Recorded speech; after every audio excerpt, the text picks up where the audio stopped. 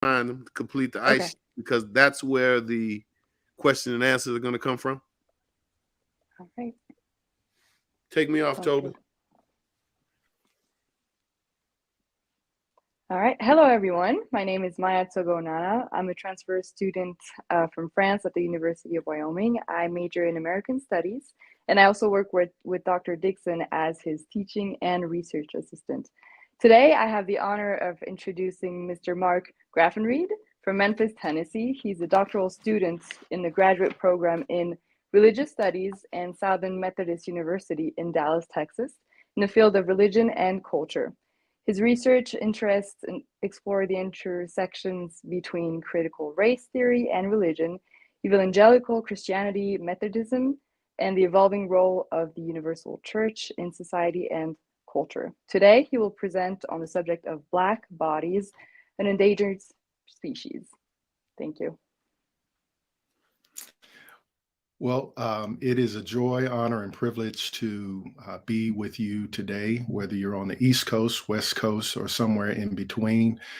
Greetings from Dallas, Texas, where it is Central Standard Time. Wherever it is for your time, we welcome you in, and I am honored and humbled to be part of this discussion tonight. I am indebted to Dr. Frederick Douglass Dixon for this invitation, as well as the University of Wyoming and their Black Studies Center program for this very, very important topic, which I hope you will find eye-opening, enlightening, and have you ask some questions, some very deep questions, not only of ourselves and our community and where we are as a nation, but of ourselves individually. And so, just a few housekeeping matters before we jump into our subject matter for this evening. Please be sure that you put your names in the chats to the extent you want to make comments. There will be a time for Q&A at the end of this presentation. So please fill up the chat and we'll try to address as many of those questions as we can. Also, to the extent that you are enjoying this, like someone, tag someone, text someone, share this so that we can, spread our capacity in terms of who gets the chance to see this.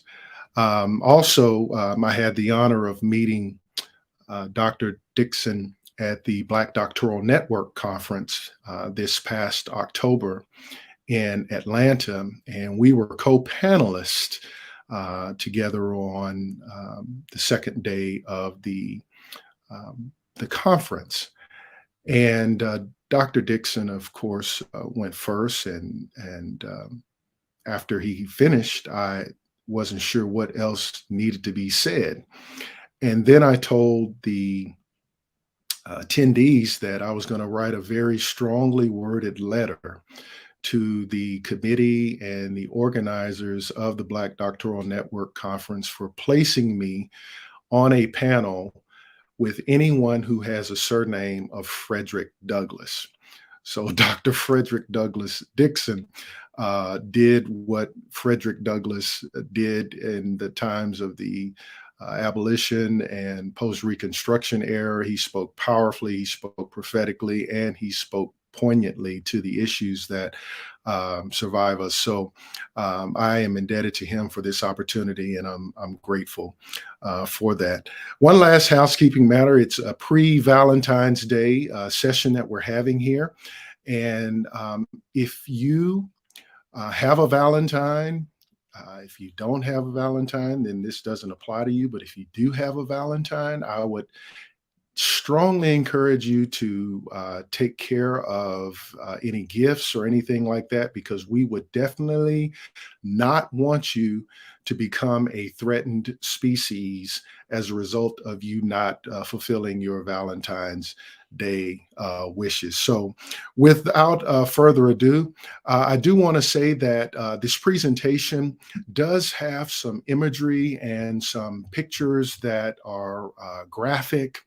And just as the movie theaters and TV shows would say, viewer discretion is indeed advised. So I'm going to try to share my screen here.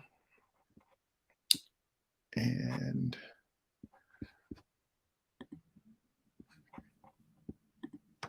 I'll try that again.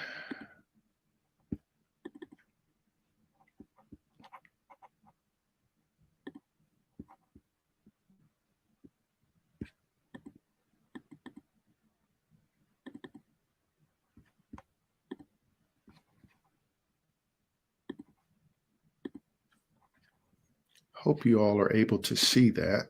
Yeah. And we'll start from the beginning here. Here we go.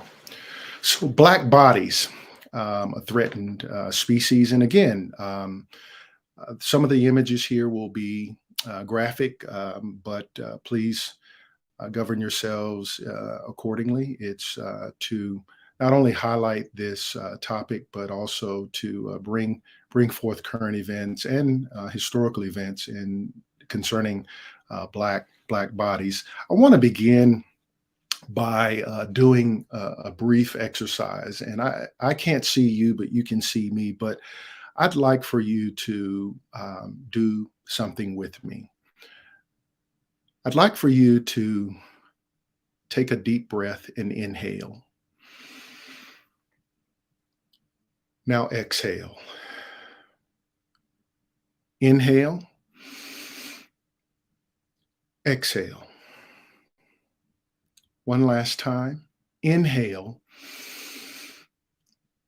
and exhale.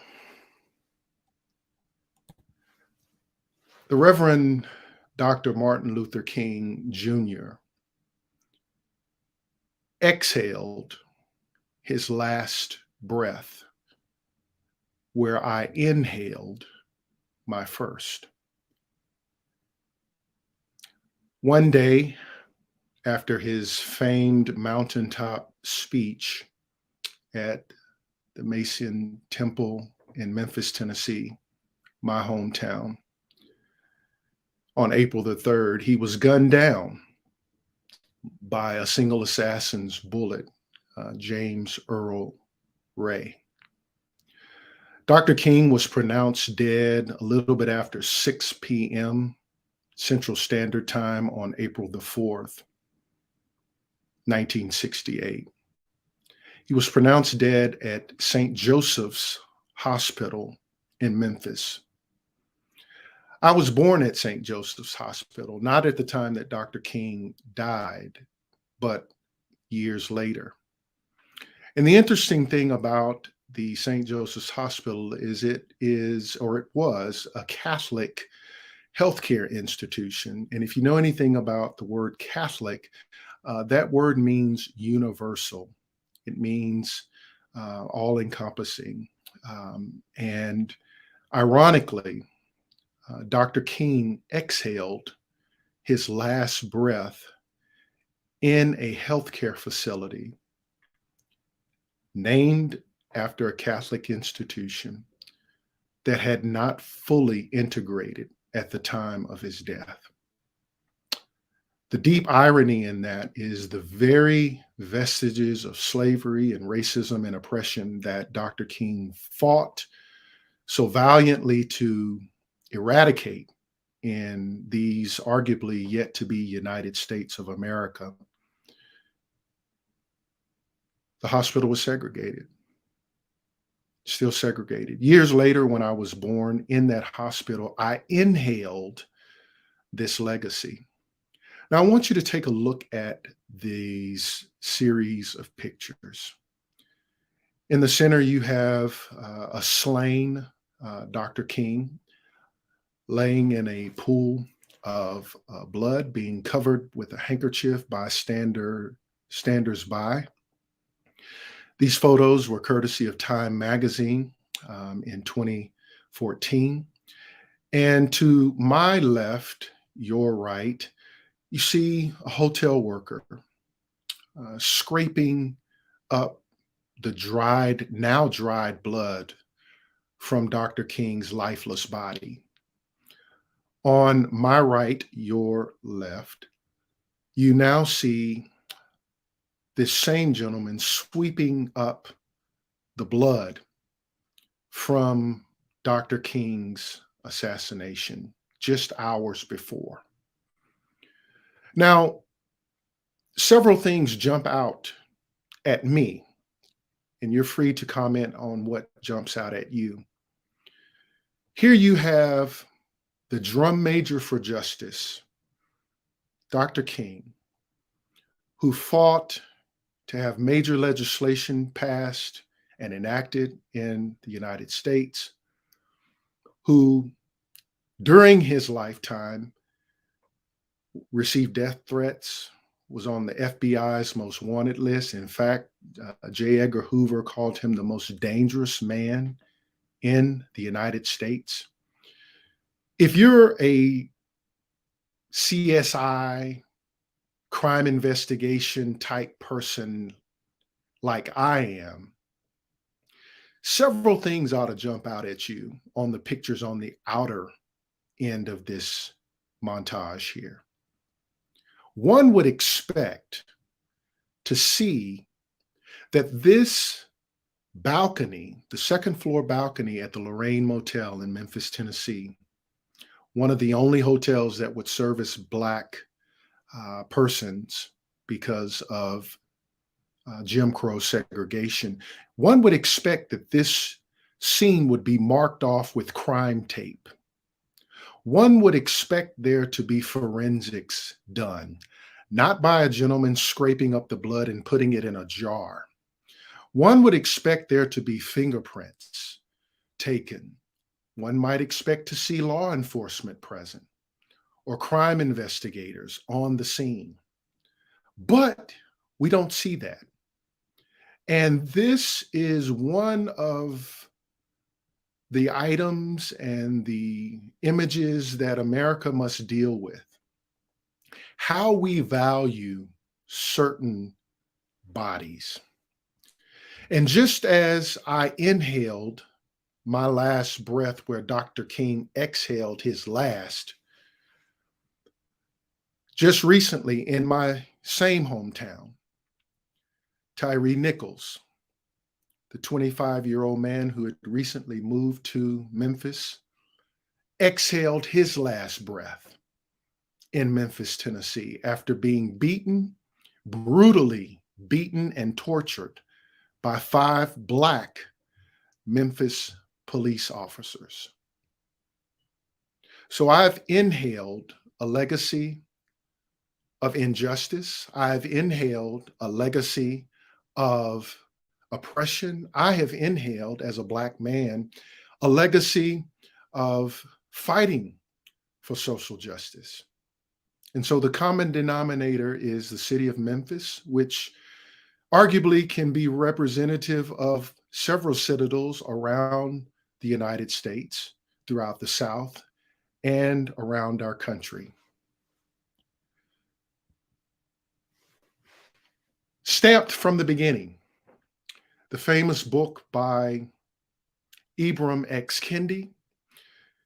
In that book, Ibram X. Kendi speaks of how the racial history in the United States of America was stamped from the beginning, and he cites it being stamped from the beginning Senator Jefferson Davis's speech on the congressional floor.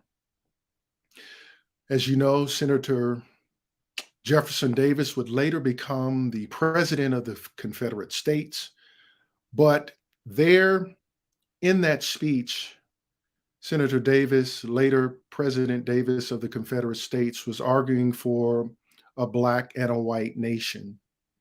And there, Ibram X. Kendi talks about the racial history of America being stamped from the beginning. I want to take that analogy and suggest that there is also biblical precedent for that. In the Christian tradition, I want to cite what we call the Old Testament scripture, the Torah, the second book of the Pentateuch, the first 5 books of the Bible. I want to cite Exodus to bring home this idea of being stamped from the beginning. It reads, "Then the king of Egypt spoke to the Hebrew wives, of whom the name of one was Shiphrah, and the name of the other Pui. And he said, when you do the duties of a midwife for the Hebrew women and see them on the birth stool, if it is a son, you shall kill him. But if it is a daughter, then she shall live. But the midwives feared God and did not do as the king of Egypt commanded them, but saved the male children alive." One of the reasons that this king of Egypt was so concerned about the males were because of illegitimate, in my estimation, fears, illegitimate stereotypes. If you go a few verses prior to this 15th and 16th, 15th through 17th verses in Exodus 1, you will discover that the king of Egypt feared illegitimately that the people of Israel, the people called Israel, were more numerous, that they were mightier, and they basically outnumbered the Egyptians. The king of Egypt feared that if these more numerous, mightier people were to engage in war with one of Egypt's enemies, then Egypt would surely be plundered. So the king of Egypt said, let's deal shrewdly with these people. In subsequent verses, we see the institution of oppressed labor, slavery. They were in this state for 4 centuries. But it was the illegitimate fears of a king that had black males, and in this analogy, I will use black males, that if it's a son at the birth stool, you kill him. Shiphrah means beautiful, Pui means girl, little girl. And so because this beautiful little girl put their names together, feared God, they did not commit infanticide. And perhaps they saw generations to come that would incite brilliance and greatness and be world changers. In the New Testament, Jesus Christ, the second person of the Trinity in the Christian tradition, Father, Son, and Holy Spirit, Jesus Christ enters under similar circumstances as the Hebrew boys in Egypt. And in Matthew's gospel, the first book of the New Testament, the second chapter, the 16th verse, it says, then Herod, another king, who had been deceived, when he discovered he'd been deceived by the wise men, was exceedingly angry. So we have fear in one passage, illegitimate fear. Then you have anger in another passage. So fear and anger are going to be a toxic cocktail that is going to be explosive. He says he sent forth and put to death all male children who were in Bethlehem and in all districts from 2 years and under. So here we have in the Christian tradition, in the Bible, the sacred text of Christianity, in the First Testament, the Old Testament, you have a king who is fearful and says, kill all the males. And in the New Testament, in the first gospel, you have another order, an edict from a king that says, kill all the males. So here I'm suggesting that Black bodies, and while this is talking about males, I'm going to expand this analogy to include Black females. We're stamped from the beginning for death at birth. Here we have about 21 animals. If you know the scientific name for any of these animals, why don't you put it in the chat? I'll give you about 10 seconds to look at this collage of animals and name, right in the chat if you can, identify any of the animals that you see. Starting now.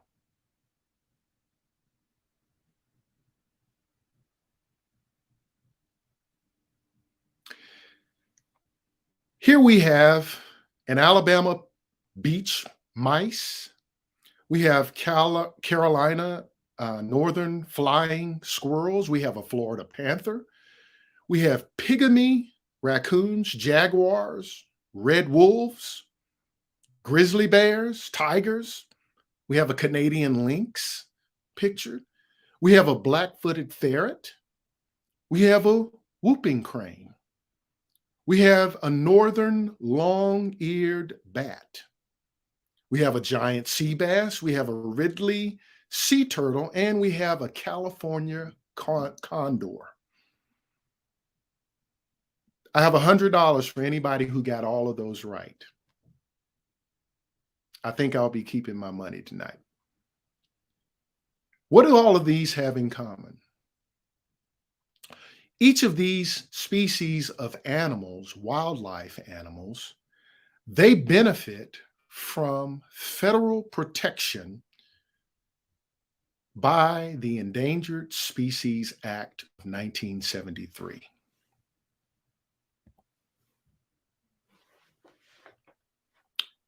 Take a look at this collage of pictures.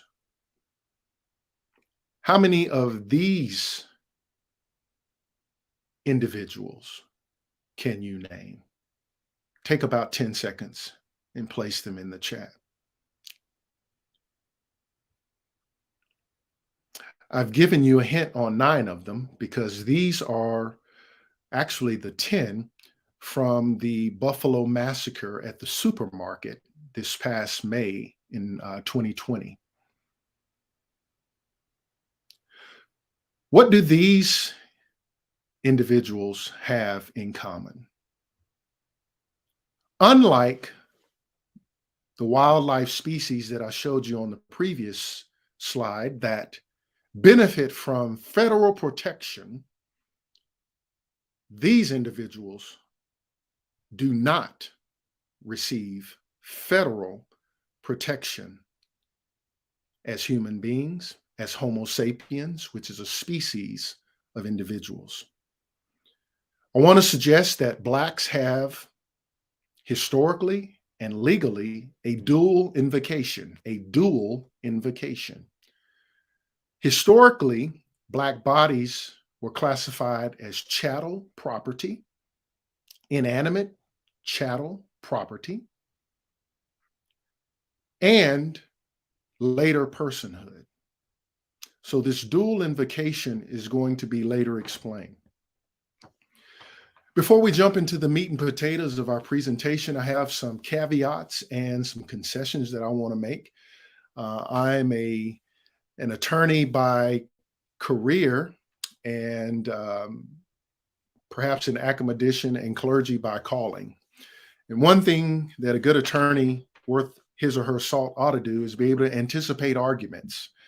And so through these caveats and concessions, that is what I seek to do. First caveat and concession is that Black bodies are not a separate or different species. While history has treated Black bodies as having animal behaviors and inhumane qualities, Black bodies are not a different species. All human beings are Homo sapiens, which is a species. Second, the meaning of Black bodies is not monolithic. We have cisgender bodies, we have heterosexual bodies, we have queer bodies, we have LGBTQI, we have tall, we have short, we have light skin, dark skin. This presentation is not proposing a monolithic definition of Black bodies. Third concession is Black bodies are not endangered within the purview of the Endangered Species Act. In other words, endangered is a legal term of art within the meaning of this statute that we'll go through later. And Black bodies do not qualify because numbers to be endangered, you have to reach a certain number of individuals. And depending on that species, it could be less than 100. It could be less than 1,000, but because Black bodies around the world number in the billions and in the millions, they are not endangered within the meaning of the Endangered Species Act. Black bodies are not singularly a threatened species. I would submit that persons of color, red, yellow, brown, Black, and other persons of color are also subject to being threatened in the United States. But this specific presentation will deal with the United States and Black bodies. Another concession is that the Endangered Species Act did not exist at the time of the transatlantic slave trade. I told you before that this was enacted in 1973.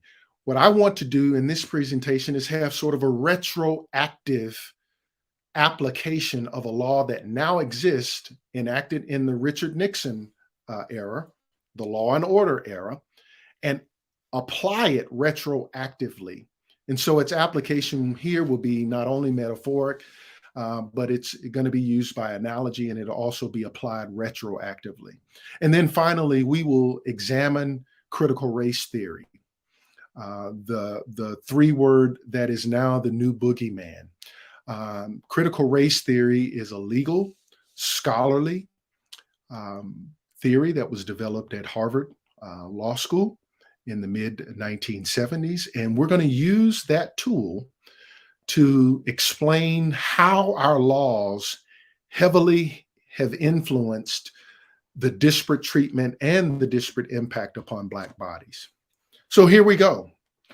What I intend to do in demonstrating why Black bodies are an endangered species is to compare the experiences of Black bodies in the United States from the transatlantic slave trade to 1619, in August of 20th of 1619, when first Blacks set foot upon American soil. I want to compare those experiences with the express language that you see upon the screen. The red is highlighted because those are the particular instances whereby I will highlight why and how Blacks are an endangered species. The law reads, in part, it is unlawful for any person subject to the jurisdiction of the United States to A, import any species into or export any such species from the United States, B, take any such species within the United States or the territorial sea of the United States, C, take any species upon the high seas, D, possess, sell, deliver, carry, transport, or ship by whatever means, by any means whatsoever, any such species in violation of subparagraphs B and C. E, deliver, receive, carry, transport, or ship in interstate or foreign commerce by any means whatsoever in the course of a commercial activity, any such species, F, sell or offer for sale in interstate or foreign commerce, any species, or this is disjunctive, not conjunctive. So any one of these provisions can subject an individual to liability. So if I commit A, I'm liable. If I commit B, I'm liable. I don't have to commit A, B, A through F. It's or. And then finally, violate any regulation pertaining to such species or any threatened species of fish or wildlife listed in Section 4 of this Act, promulgated by the Secretary pursuant to authority provided by 16 USC Section 1531 and following. The reason I've highlighted this specific provision in red is because I told you earlier about the dual invocation of Black bodies, personhood and chattel. Here, Blacks would not qualify as persons because the law has deemed them to be chattel. So any person, according to this law, again, retroactively applying it, would not be persons of color. It would be Anglo-Europeans and colonizers in the United States, any person. And here is what Roger B. Taney said before we get to this, these photographs are taken from the National Civil Rights Museum in my hometown in Memphis, Tennessee at the Lorraine Motel. This is the opening exhibit. If you look at and recall any one of the provisions from the language I just cited in the previous slide, one would come to the conclusion that America is already in violation because they are transporting species, in this case, human beings, although America didn't recognize them as such, in interstate commerce across the territorial seas upon the high waters. The reason I highlighted these circles was because I've already told you that Black bodies have been stamped from the beginning. If you look closely, you will see these brands upon the Black shoulders of these enslaved bodies. Here is another view of what a slave ship might have looked like.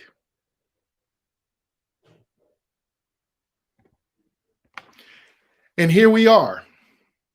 This is a flyer that was printed in the newspaper. It says to be sold and let be by public auction.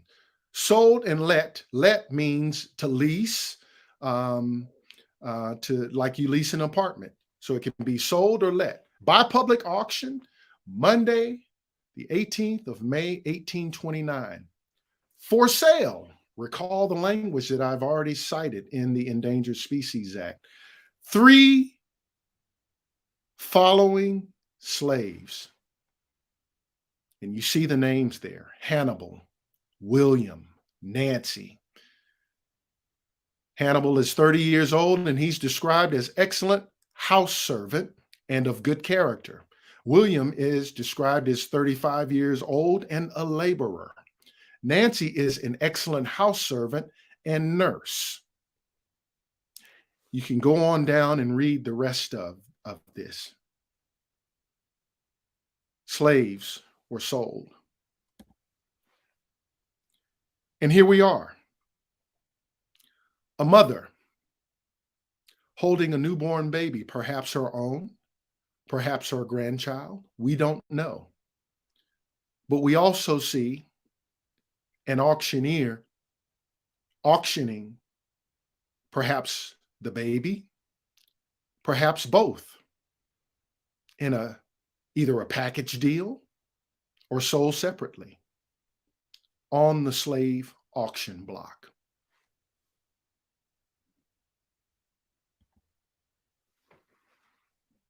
And here's another image from the National Civil Rights Museum. of how the transatlantic slave trade lasted 366 years and 12.5 million Africans crossed the Atlantic. Some made it, some didn't make it, some jumped overboard, some were thrown overboard, others chose freedom, the freedom of dying on their own terms, than choosing to be shackled and bonded.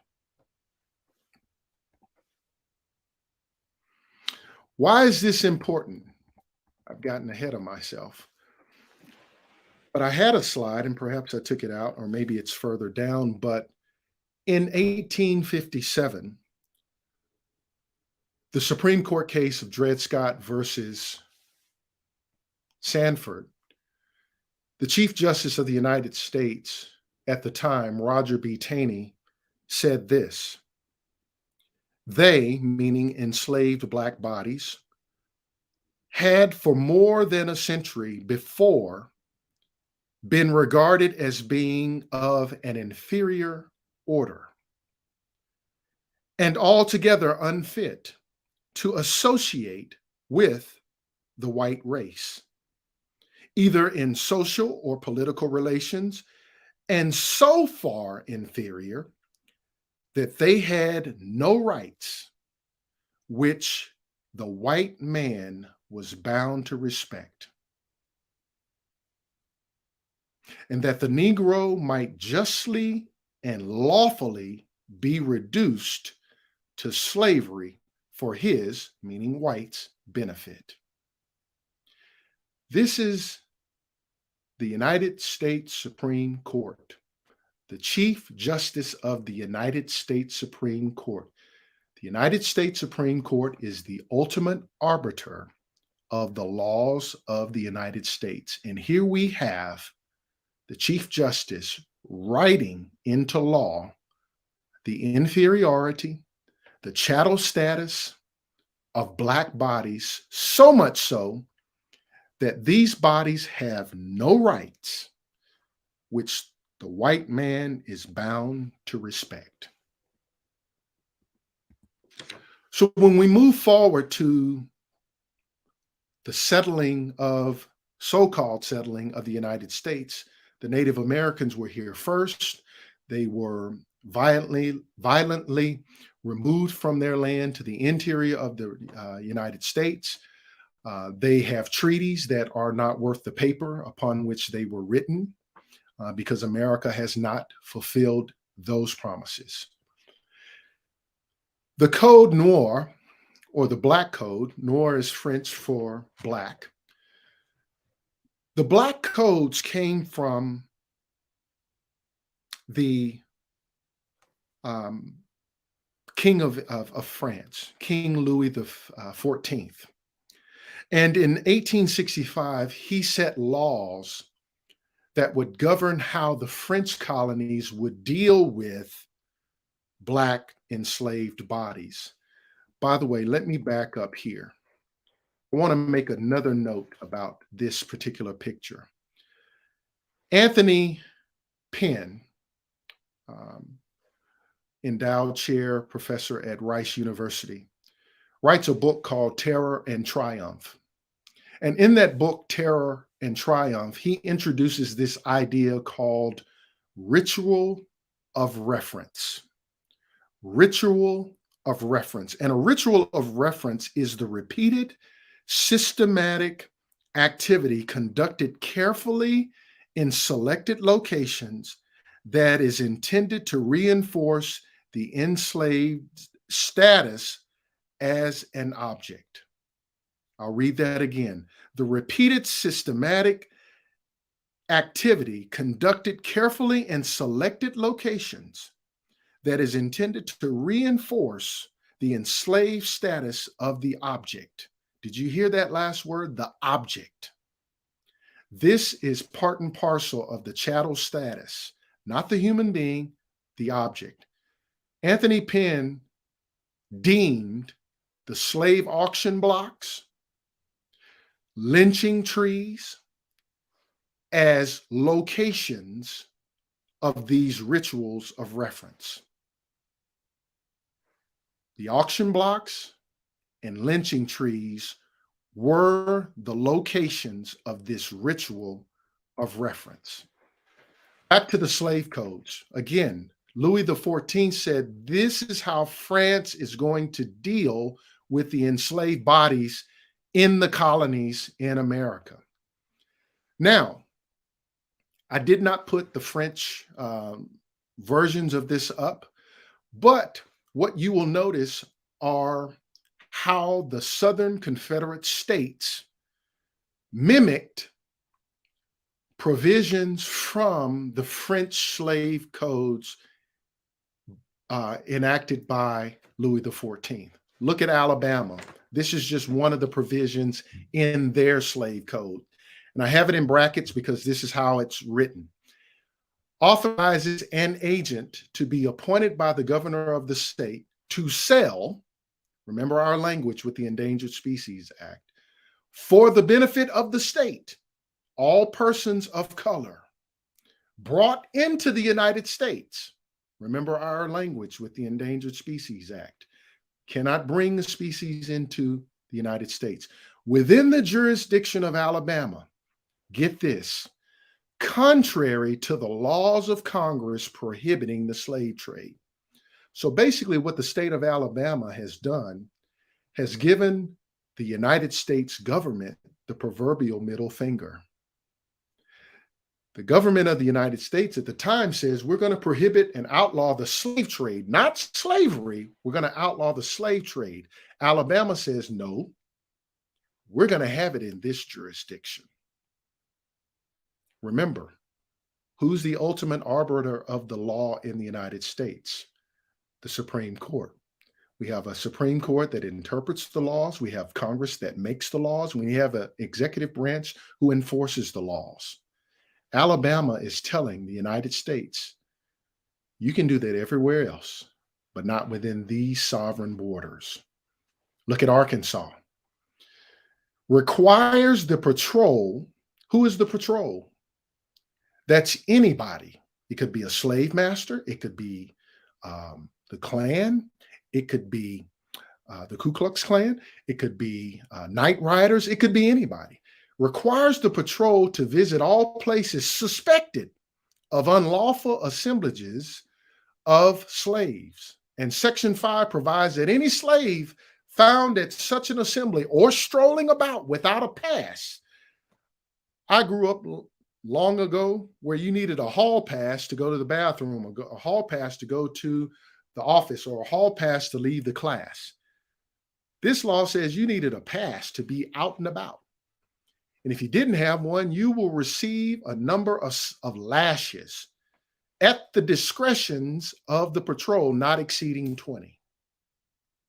Delaware, more than 6 men, slaves, meeting together, not belonging to one master, unless on lawful business of their owners, may be whipped to the extent of 21 lashes each. District of Columbia, the city of Washington, grants a license to trade in slaves for profit as an agent or otherwise for $400.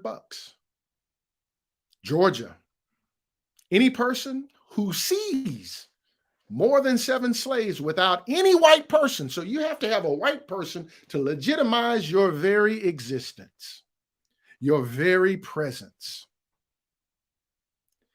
in a high road, may whip each of them with 20 lashes. This is just a sampling.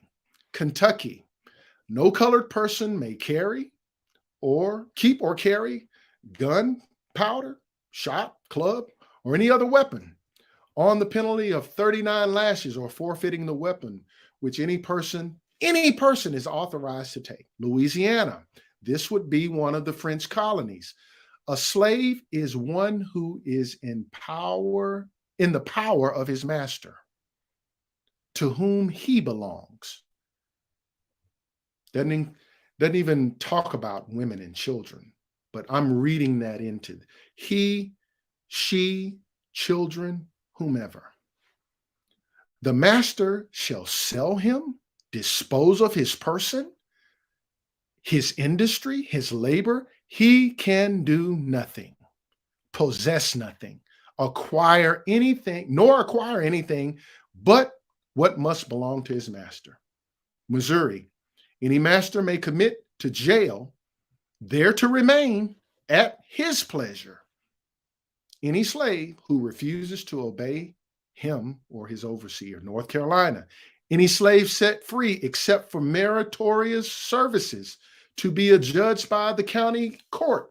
So the court decides whether your services are meritorious, and of course we know what that conclusion is going to be, may be seized by any freeholder. Anybody, any person can seize someone, commit them to jail, and be sold to the highest bidder. South Carolina, slaves shall be deemed sold, taken, reputed, and adjudged in the law to be chattels personal in the hands of their owners and possessors and their executors, meaning you can leave these bodies in your will. You can bequeath another slave to your daughter or your grandchild or your grandson into perpetuity and assigns in all intents, constructions, and purposes whatsoever. So when we get to the modern civil rights movement, in light of what we've just read about the Black codes, should an image like this concern you? When the bodies of Blacks have been governed from the moment they were seized in Africa to the moment that they landed in American soil, and the Black codes that were authorized by law and the United States Supreme Court, who says that these Black bodies have no rights that the white man is bound to respect, should an image like this surprise you?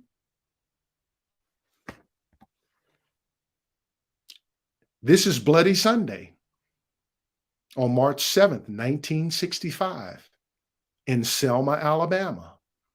Peaceful Black protesters sought to seek the right to vote. And they were beaten, tortured, maimed, tear gassed, whipped, with whips that you would use for an animal, billy clubbed, killed, hospitalized, and some never made it out. And just so you think this wasn't something in yesteryear, here we are on January 7th, 2023, in Memphis, Tennessee. You have Black cops, part of a system of racial oppression, perpetrating this brutal murder.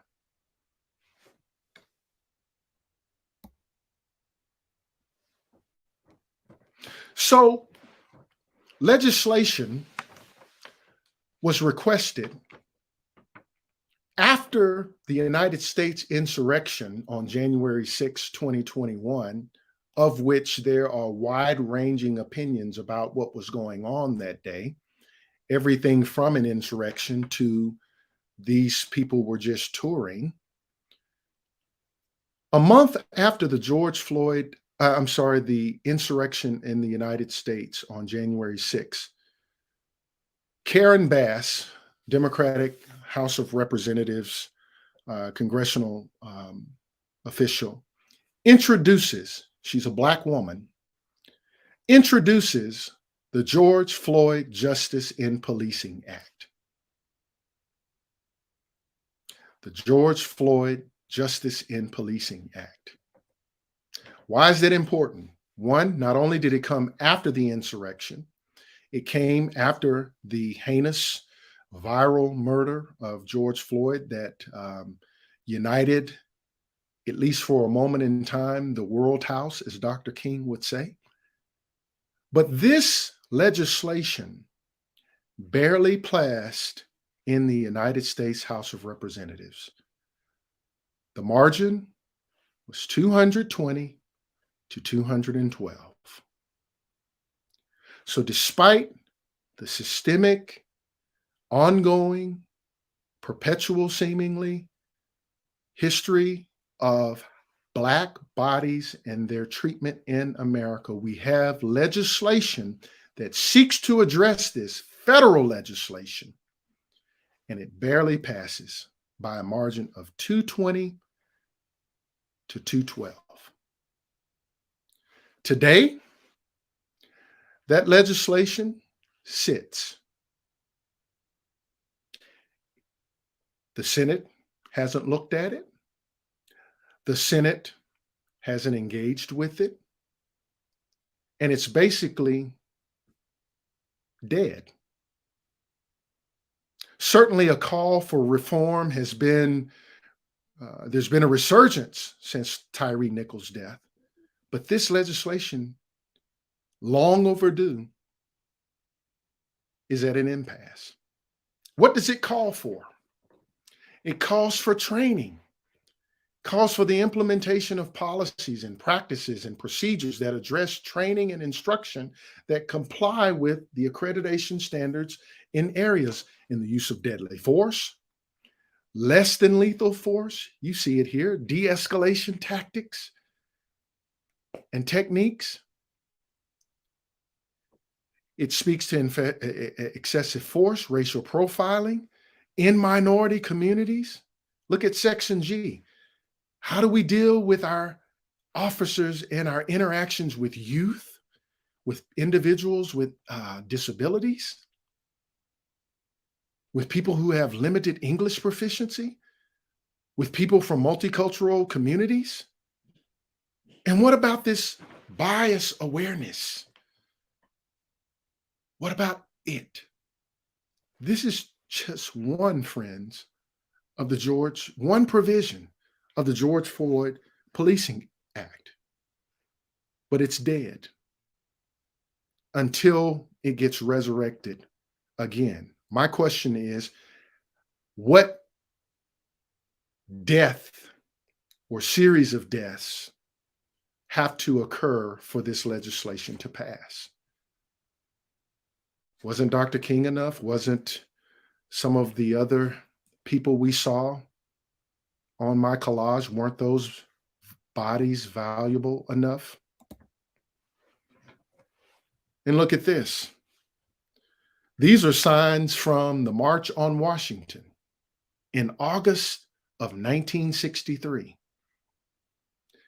saying, "We demand an end to police brutality now." And in the other picture, you see at the bottom, "We demand an end to bias now." Bias can come in many different forms. But is this 1963 or 2023? The same demands that were made 70 years ago, 60 years ago, are yet being made again. And this is why I'm arguing that Black bodies are a threatened species.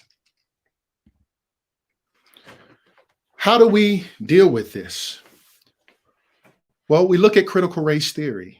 And as I told you at the top of the hour, critical race theory is a scholarly endeavor that explores how the American legal system participates in the systemic and structural racism that exists in this country.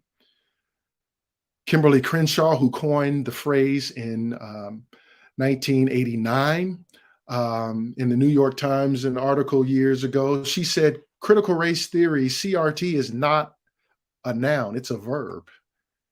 It's an ongoing way that we examine the systems in our country. And CRT rejects that racism is aberrational. This isn't a one-off.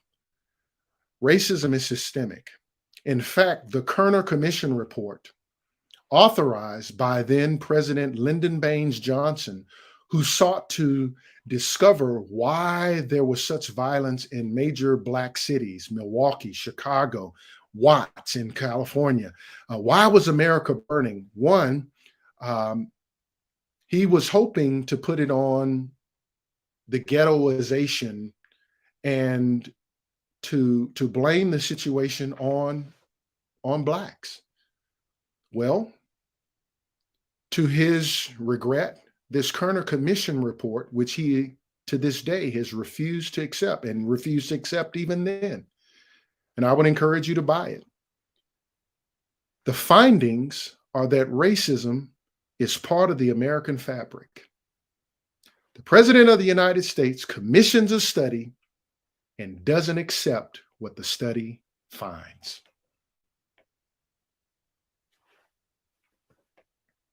CRT rejects notions of a colorblind society.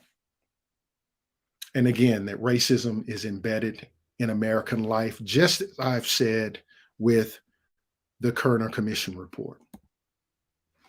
Let's examine laws by race as we near an end here.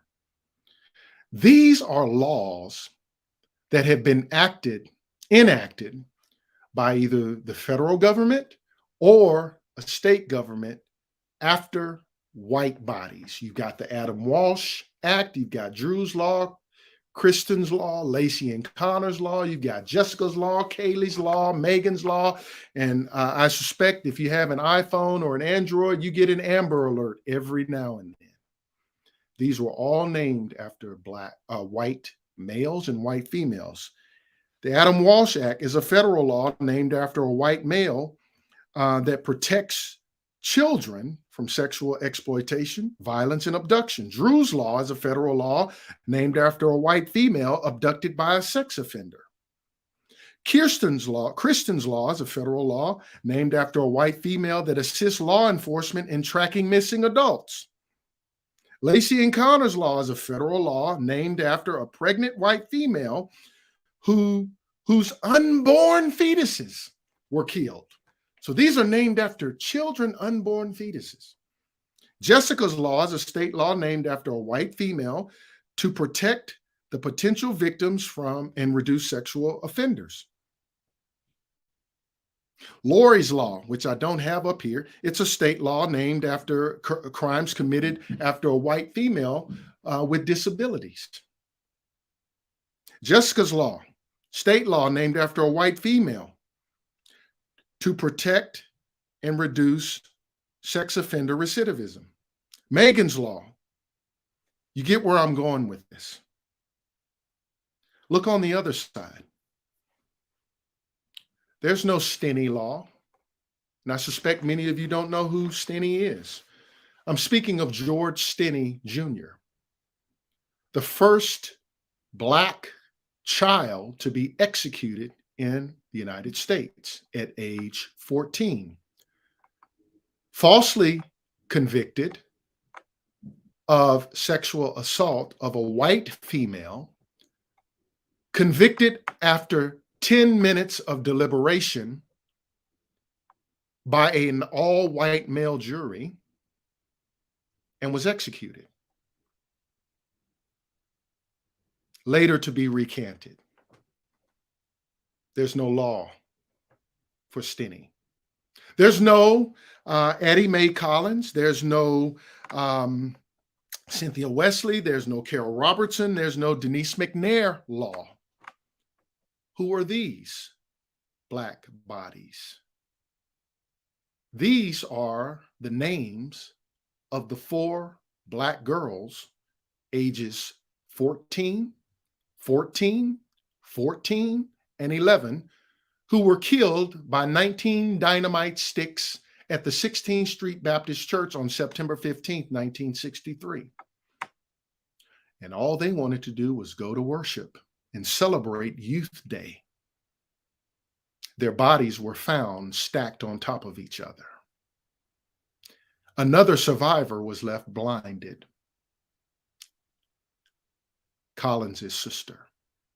There's no George Floyd Policing Act, as I've previously shown you. There is, however, a Matthew Shepard and a James Byrd Hates Crime Act. Matthew Shepard was a University of Wyoming student who was killed in 1998 because of his sexual orientation. He was gay. a gay body. October 1998. James Byrd is a black male body who was killed in June of 1998, beaten by white supremacists, tied to the back of a truck by a chain, by his legs, drugged for 3 miles down a country road, and left on a Saturday night at the doorstep of a local church in Jasper, Texas, so that the parishioners who arrived to worship on Sunday would see this dead body, this dead black body at the doorstep. I don't need to mention South Carolina, where people are worshiping and Dylan comes in and shoots up a church, but yet he's escorted out with a bulletproof vest on, as if the lives inside the church did not deserve protection. Why am I focusing on the Matthew Shepard Act and the James Byrd Act? Because I believe, and this is my opinion and my opinion alone, that James Byrd isn't the headliner for this act. James Byrd is the undercard. The black body is the undercard. James Byrd died first. Matthew Shepard is the headliner. He died later. We have a Hate Crimes Act. And President Obama signed that in 2009. Just in March of 2022, after 200 failed bills in the federal Congress of the United States, President Joe Biden finally signed the Emmett Till Anti-Lynching Act. 200 failed bills. Critical race theory would argue that white bodies have more value than these black bodies. Enter Michael Vick and his dog fighting scandal, and we're just about done. This animal was one of the dogs who was maimed and killed, and I have a dog, and so I'm sensitive to this canine. But look at Michael Vick's indictment. While considering the law of the Endangered Species Act that I have previously shown you, and I've highlighted certain portions, the United States of America has brought an indictment against Michael Vick in 2007. The government charged Michael Vick with conspiracy to travel in interstate commerce. Do you remember that phrase from the Endangered Species Act? And in aid in unlawful activity. Do you remember that from the Endangered Species Act? Traveling with dogs in interstate commerce. Do you remember that? To further any unlawful activity. Do you remember the Endangered Species Act? If any animal in the venture is moved in interstate commerce, knowingly buying, transporting, delivering, receiving, transporting in the purpose. This is Michael Vick's indictment. And Michael Vick did a horrible thing. Hear me now. I don't agree with what he did, but what I want to show is how the United States prosecuted a black male for harming dogs. But somehow, friends, we can't get the United States Congress to pass a law that protects black bodies. The question remains. And that interstate commerce upon the high seas included those slave ships called Jesus, called the White Lion, called desire, called fortune, called prosperity, called hope, called the Clotilda.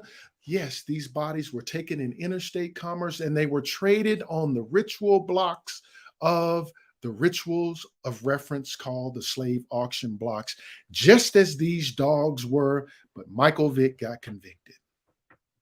So I end with this. And James Baldwin said this: the law is meant to be my servant and not my master, and still less my torturer and my murderer. Friends, I have attempted to make an argument as to why Black bodies are a threatened species within the meaning of the act. And at the same time, you can go to jail for violating the Endangered Species Act. You can go to jail for violating the Endangered Species Act. And there's a fine of $10,000 for every count that you commit. If we just did a conservative estimation of the Black bodies that would be subject to this Endangered Species Act and the monies available, 12 million people, 12.5 million people, some estimates are higher, then America is liable and should be prosecuted for violating its own act concerning human beings, Homo sapiens. Thank you, and we are going to prepare for some questions if there are any.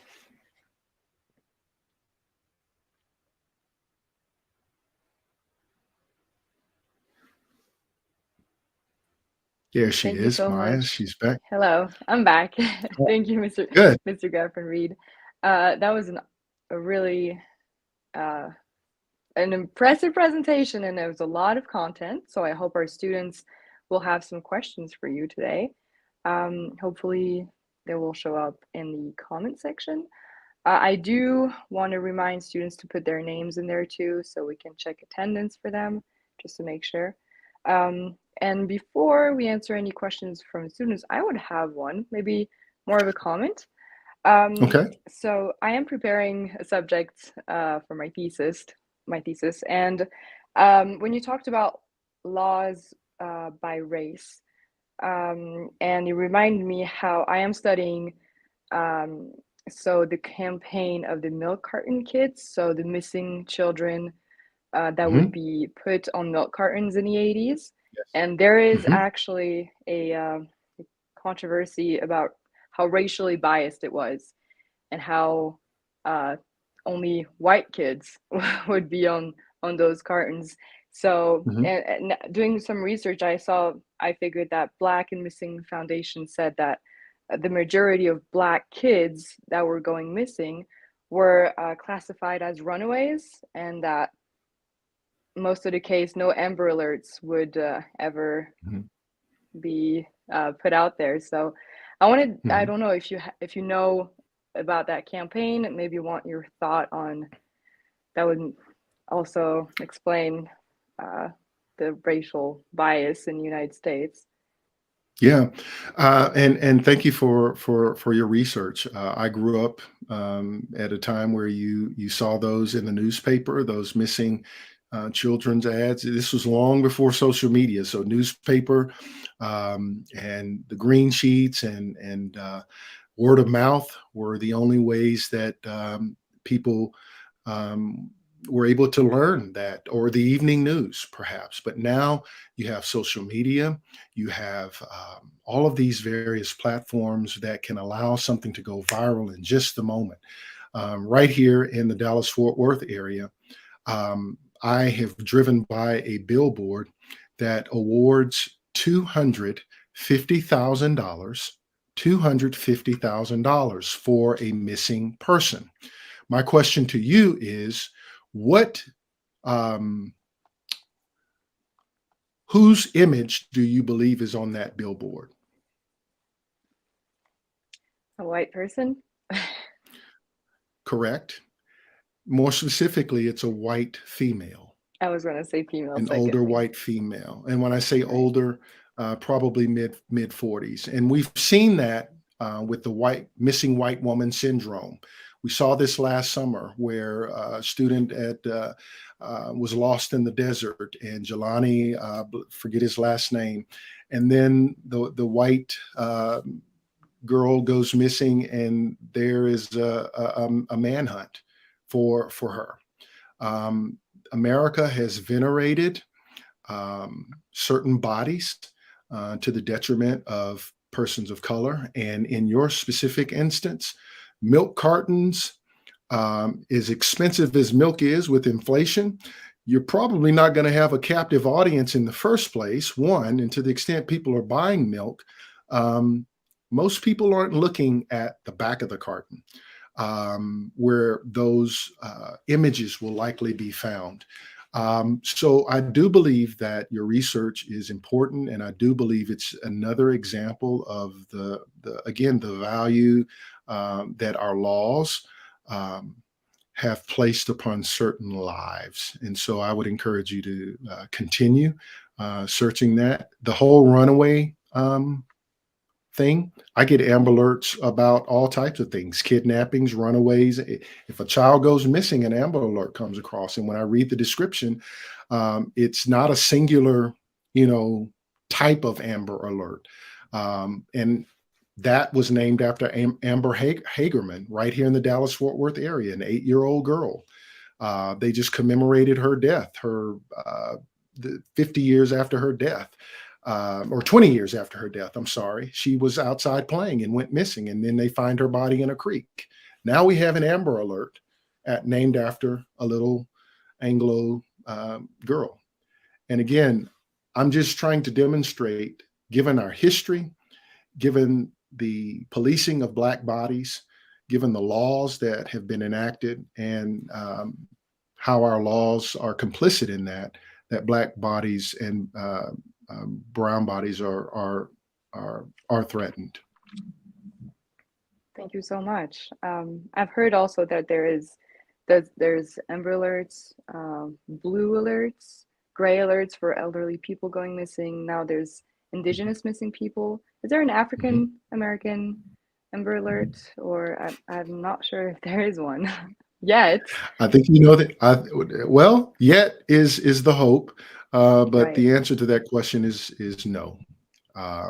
There are no such alerts, and in fact, an Amber Alert by race, I think doing that would, probably be even more challenging, because it depends on the reporting agency and who the reporting agency is.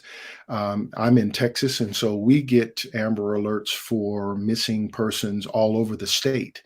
It could be in the Valley, it could be in East Texas, it could be in anywhere there's a missing person. So each state would be governing that, but it's certainly something that could be looked at. But I'm given that we still don't have a George Floyd Policing Act.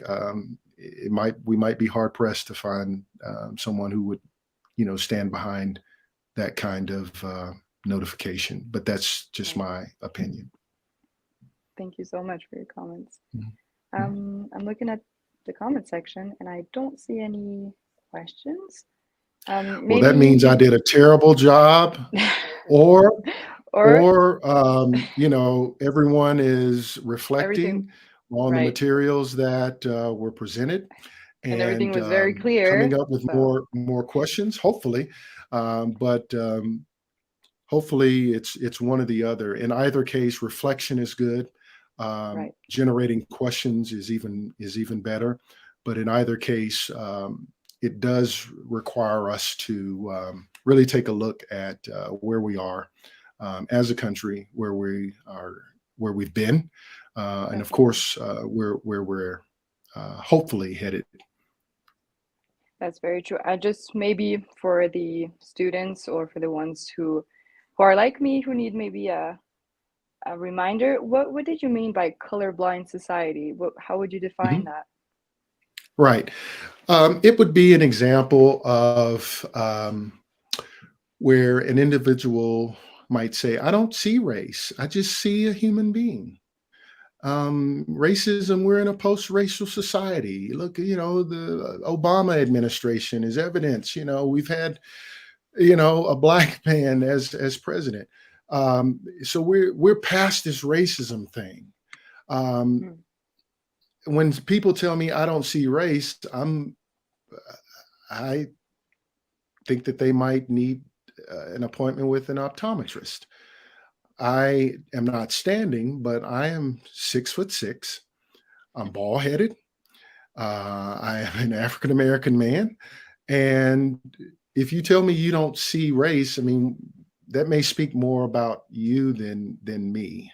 So colorblind society is this sort of notion that we don't see race. We this is just something individual, and to the extent it is. But colorblind society is just one where people claim to not see color. It would be a denial of racism of Absolutely. I see. Or just a denial of someone's perhaps humanity. Mm. Um, Often when we describe people that we encounter, um, we don't typically describe them by um, certain attributes. We will typically say tall, black, brown, white, short hair, this, that. We it's ingrained in many instances, and it's perhaps not until we get past certain descriptions that we realize that perhaps we're wrong or right or whatever the case may be about an individual. But this is how race is socially constructed, as well. It's a social construction by humans, and for those who um, are in power, um, they get to decide, arguably, what those constructions look like. Think about when a woman is carrying a child. You know, family members, friends, they're already, dreaming, if it's a girl, if it's a boy, if it's whatever, who this individual will be. Oh, they're going to be this and that and that, and it happens. And so, yeah, the social construction of race is definitely problematic in our nation. I would agree with that. Okay. Oh, I see something. So we got a question on Facebook from Joyce, Okay.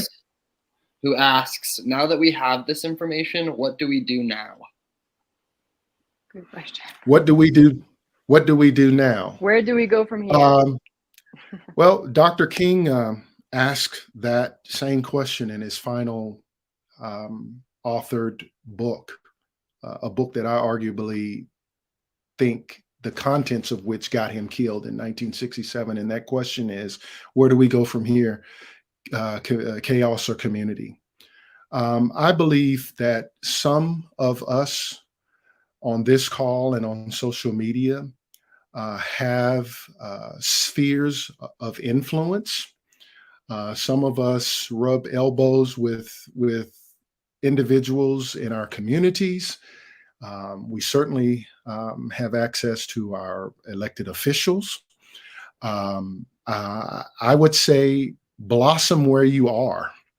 That question is one that I think does not have a universal answer, but each way that we attempt to address this can potentially be a solution to the problem. Obviously, legislation has been proposed.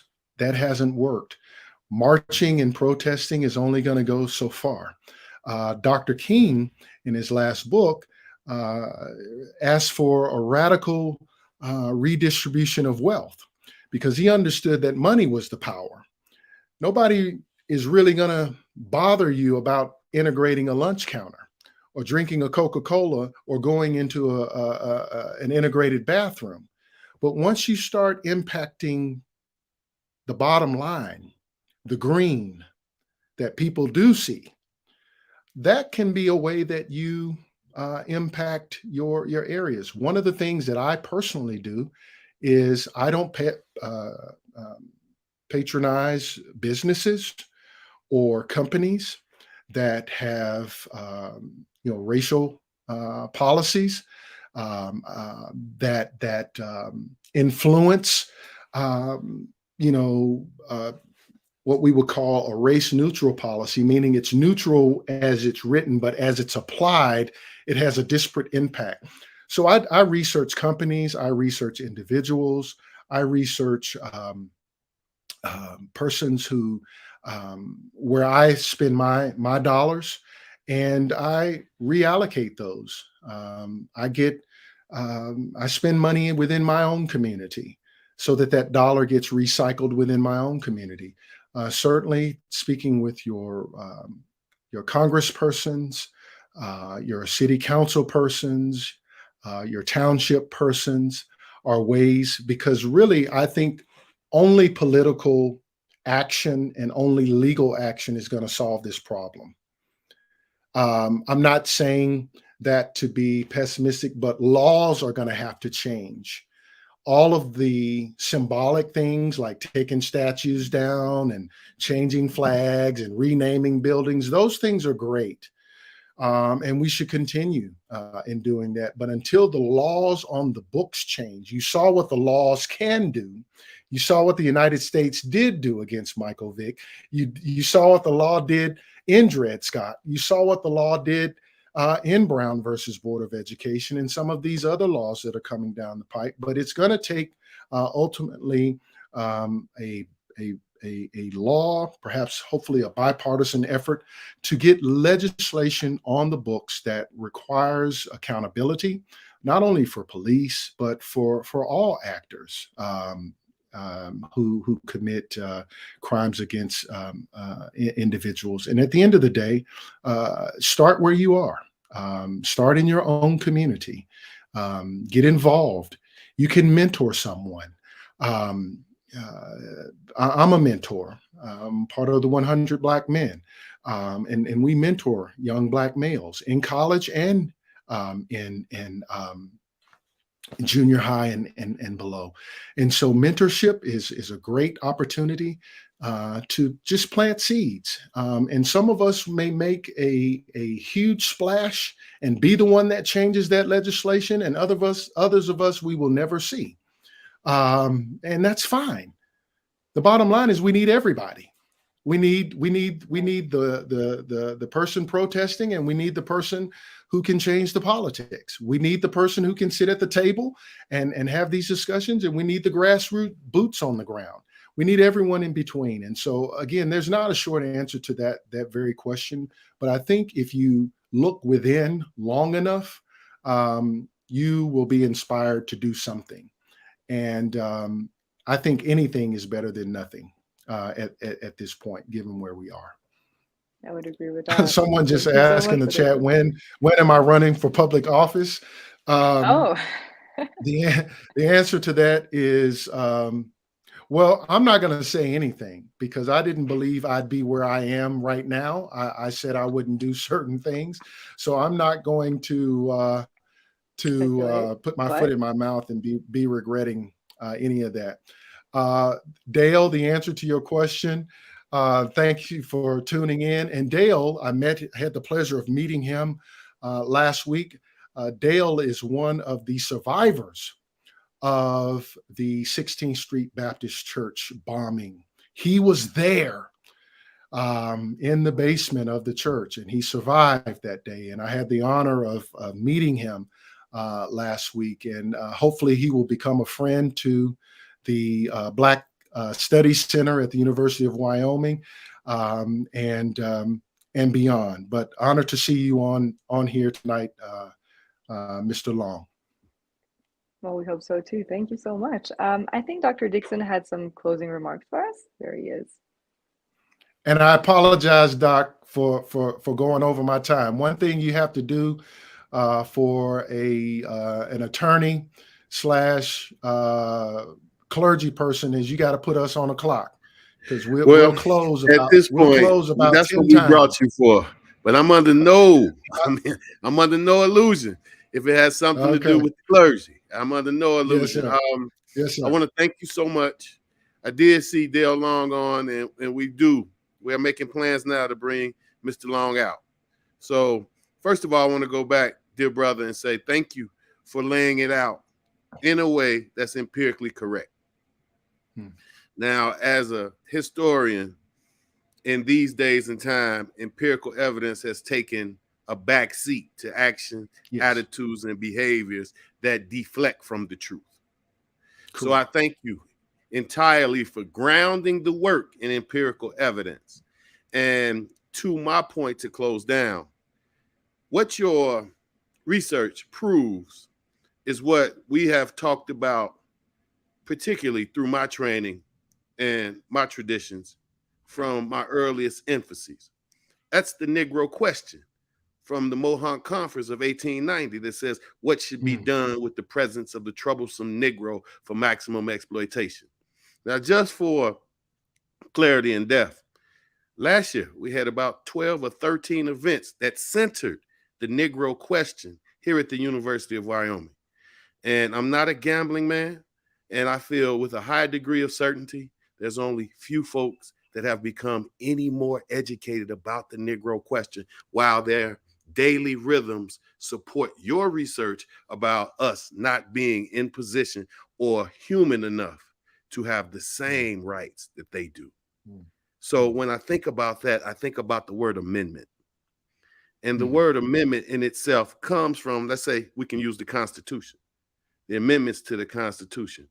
What's needed now as this society spins out of control with nationalism and racism is an amendment of one's mindset, is an amendment of one's heart.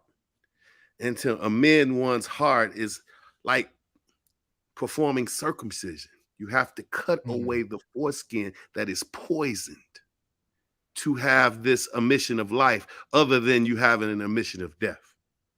So we thank you for everybody who was on, all the students, for everybody who came out. This is what the Black Studies Center is committed to doing, and that is challenging that majoritarian narrative in empirically correct ways. And as Mr. Long asked, and at the core of his question was your ability to talk to different populations in a way that's amenable. I have a different approach to it. And lots of times you and I can say the same thing and folks walk away with two different views of that. And that because we're not monolithic. But in general, and with this particular thought, we want to thank you so much. Again, the great Toby Thompson, we thank you. And to Miss Maya, who continues to help in so many tremendous ways. We really appreciate all that you do. And again, we thank you so much. We hope that we can continue building from these conversations. And sometimes, and tonight's an exception, where you become overwhelmed with this idea of where do we go from here, chaos or community. And I'm a believer. And in the Holy Quran Sharif, it reads a reminder always benefits the believer. And that's why I believe that the youngest on this call is the most important. We thank you again for everybody who came out. This information may in no means change your mind, but because the truth and each one of you are so important to me, I just thought you ought to know. We remain with esteem and respect, the Black Studies Center at the University of Wyoming. How oxymoronic is that? Thank you so much. Thank you for having me. Everyone. And hope all of you found, again, this at least enlightening, and a presentation ought to spark action. It ought to spark questions and movement. And I hope tonight those goals were accomplished. So thank you so much for having me. Well done. You'll have a good night. Thank you, everyone. Have a good night. Bye-bye. Thank you, Toby. Thank you, brother. It's probably one of our